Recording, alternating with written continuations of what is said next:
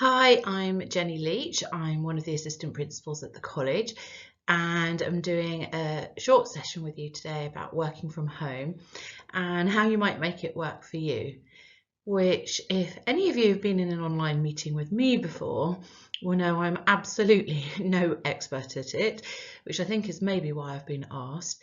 So it's going to be a session with some practical tips, a bit of a short video now, and then I shall be online afterwards on Teams, ready to talk to you and answer any questions that you may have. Or, if nothing else, for you to share your funny stories as to what's happened to you when you've attempted to work from home. So, we're going to cover a few different topics, things like being prepared, what you need to get ready in advance, what you need to think about, setting up your environment, how you might think about setting a routine, technical solutions, some queries around etiquette, and then I'll summarise that for you. And as I say, I'll be ready at the end for some questions and answers.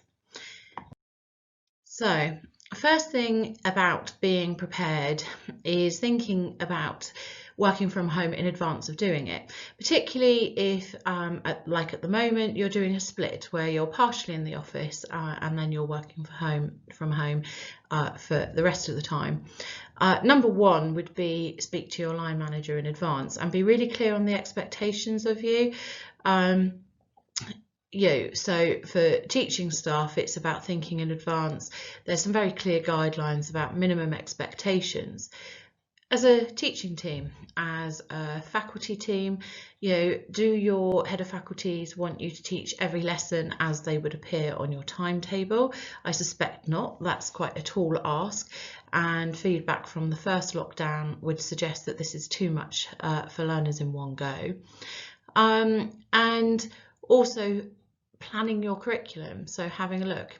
Firstly, think about your units. I know in hospitality, hair and beauty, they're looking at swapping some of the more hands-on units, such as doing manicures, to something a bit less touchy-feely, which is more appropriate in this time. And they're perhaps thinking about replacing that with a retail unit. So there's some sort of long-term planning that you could think about that would make working from home easier. That said, I've seen some excellent demonstrations from hospitality staff demonstrating how to cook a meal and doing a practical, and then learners going off and doing it themselves and sharing their results. So it can be done, but you need to think about it and plan in advance. I think also think about specifically for teaching staff, how you split that session. So if you're sticking to a timetable, it's unrealistic to expect that you might be online for an hour and a half in one go. Think about the learner. They're potentially then spending 6 hours in front of a computer in a day. So it may be that for an hour and a half session, you decide that 30 minutes of that might be a live lesson or a pre-recorded lesson, with 30 minutes for Q&A, learners to come back to you, and then 30 minutes for a directed activity where perhaps they send things into you for marking.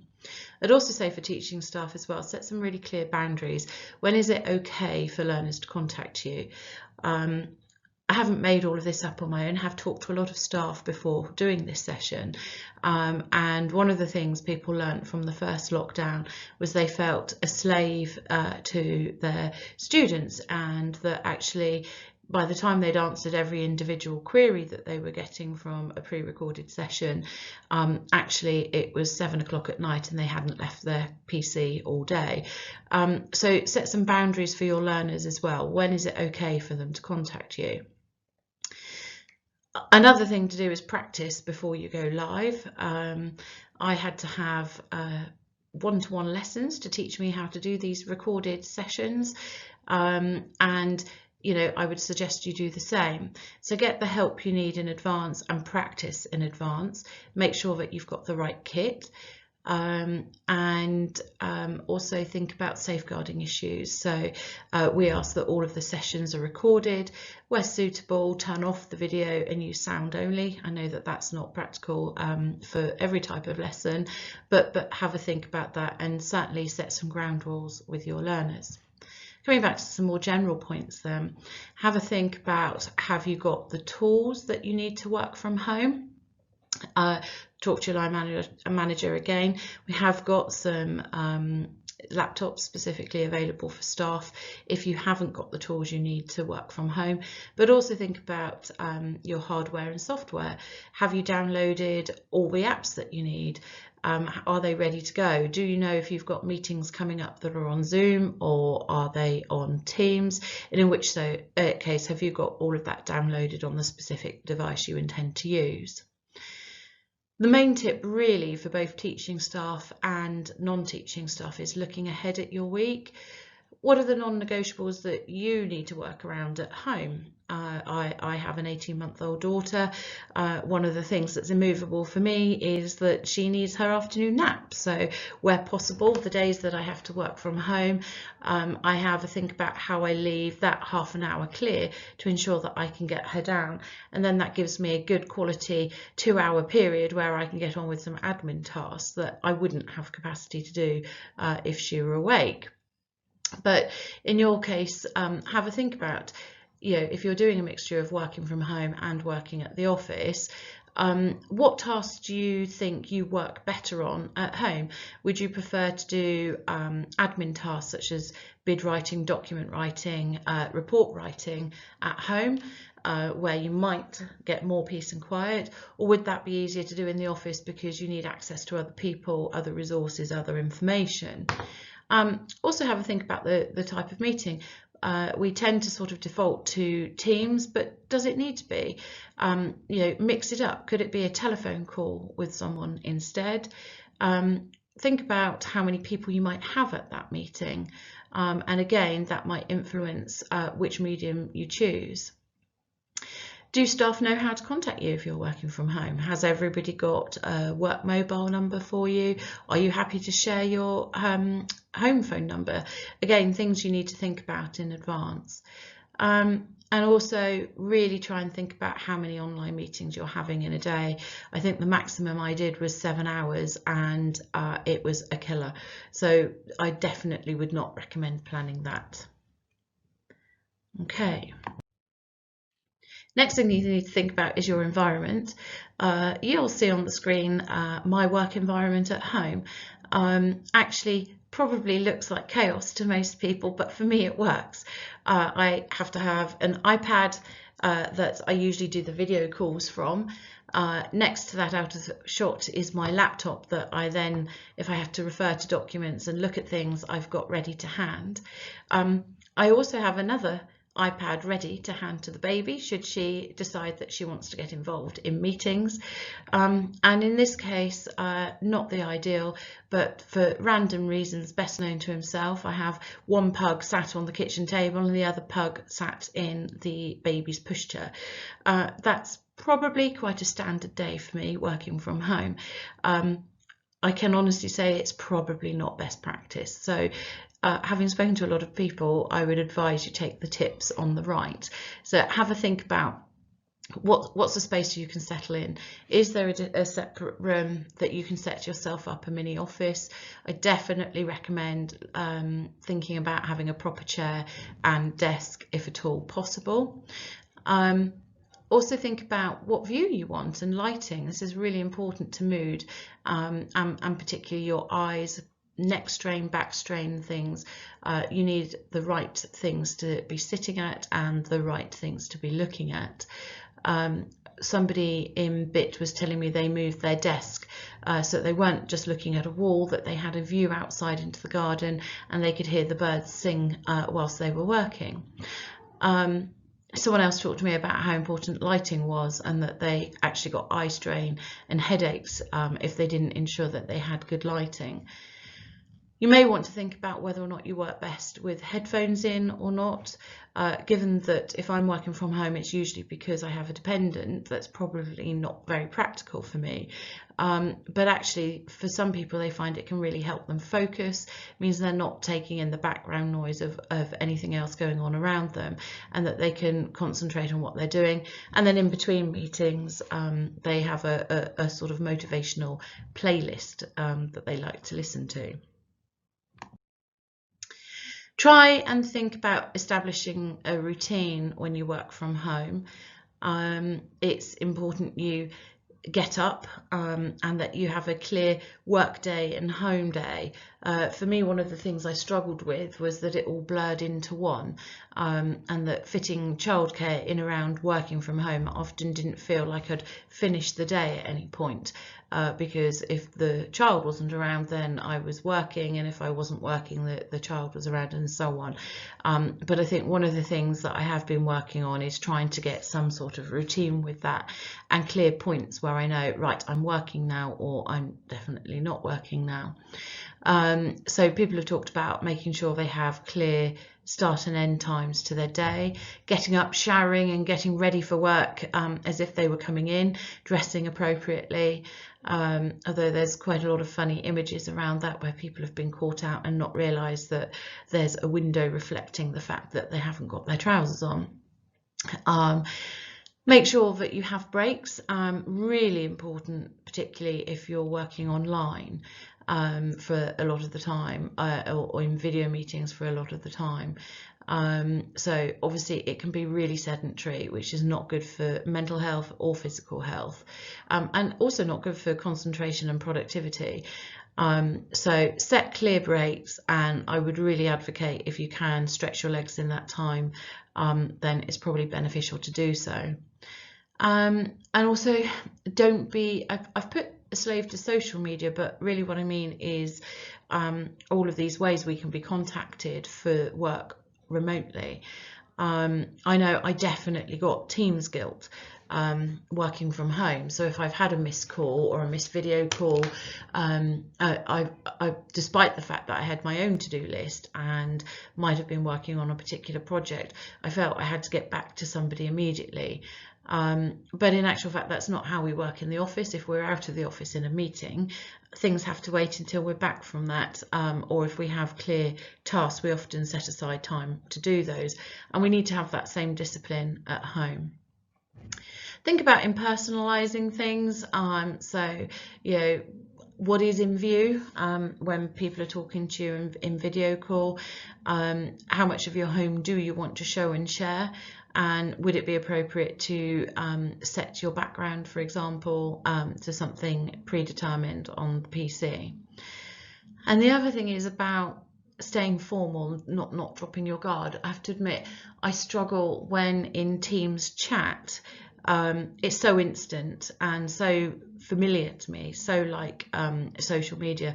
I struggle to remember not to put a kiss on the end of everything when I'm liaising with people at work. So far I haven't done it yet, but I do have to consciously make an effort not to do that. Have a think about the technical side of working from home. Have you got a good internet connection? If not, is it possible that you could sit near to a router? Does that make a difference? Are there some rooms where internet connection is better than others? Or can you plug directly into it to ensure a good connection? Things to think about. Also, if you're using a personal device for work meetings, have a think about any confidential apps that you may have, such as online banking apps. You might want to remove those or make sure they're all on one device that's not the same as the one you use for work, for obvious reasons. You think about whether or not you could put a live or recording sign up. I have a bit of childcare occasionally, and I have to make it very clear to them in advance, okay, this is a one-to-one with someone who wouldn't mind being interrupted by an 18-month-old versus this is a formal bid meeting with the Department for Education. I really can't be interrupted by the 18-month-old.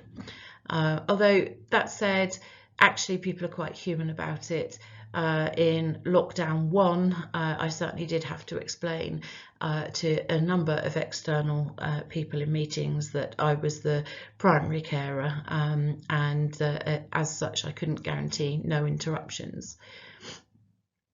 So have a look at, have a think about, we've touched on this already, but have a think about the background, what might be in the background, and you can just change that setting, particularly if you're using Teams, to a preset background.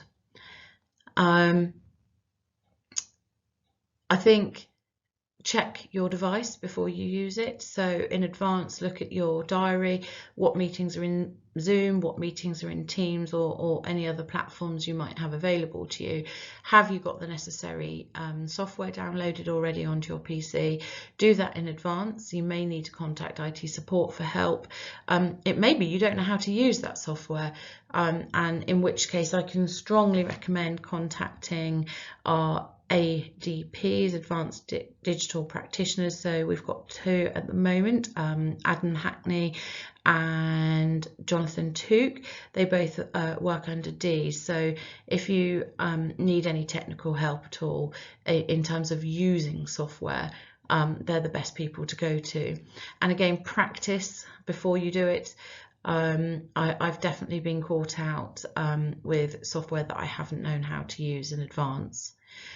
Talk to your line manager if you're worried about having access to the appropriate kit in advance, and don't wait until the meeting is about to start before you launch it. I've had number of issues with my PC doing automatic updates, reboots, you name it, because I've left logging into a meeting too close to when that meeting was actually due to start, and then actually it's disrupted the start of that meeting for me. So think about doing all of that in advance. Okay, online etiquette. Think about the medium. I think obviously as a college we've strongly supported Teams for a host of reasons. It comes with a chat function as well, which I know most of you have got Teams within your departments and faculty set up. It's great, it's quick, it's easy, we're quite familiar with it, but don't be too familiar. Does the meeting need to be a video call? In actual fact, if it's someone you've never met before, it might be better, and they're external, it might be better that you have a telephone call first and make the introductions, rather than instantly being in each other's houses by video with people that you maybe haven't met before. Don't be over familiar.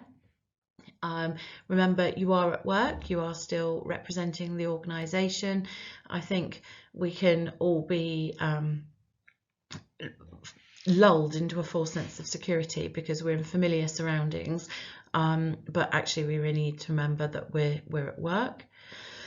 I've talked about Teams guilt, but I think probably culturally we're quite used to emails now, and I think we did a lot of work as an organisation that says, just because someone sent an email doesn't mean they've completed a task, and just because you've asked someone to do something over email doesn't mean that they've understood it, processed it, and are doing it. So you still need to think about what's the relevant mode of communication, but also don't you feel bound because somebody else on a different timeline has contacted you via Teams. If you had set aside a period of time because it's the ideal time to work on a specific report, for example, you need to have the discipline to turn that off and do what you need to do working from home. And again, it comes back to the bit we talked about a little bit around setting a clear working day. There are always times where we've had to pick up something in the evening because it's urgent, but unless it is really urgent, leave it. You get what you expect. And if you're generating a lot of work in the evenings, then expect to have a lot of work generated for you in the evenings. I think it's more important than ever to have that real distinction. It's the end of the day when you're working from home, because it's not a case of you then can have a trip in the car traveling home to turn off from work, or a walk home from work where you have that opportunity to switch off. So I think you've really got to stick to that discipline. So in summary, This is real life for me, working from home, which is why I started by saying the irony of me doing this session. Real life happens. Babies do cry or get involved in meetings, or in my case, need their nappies changing.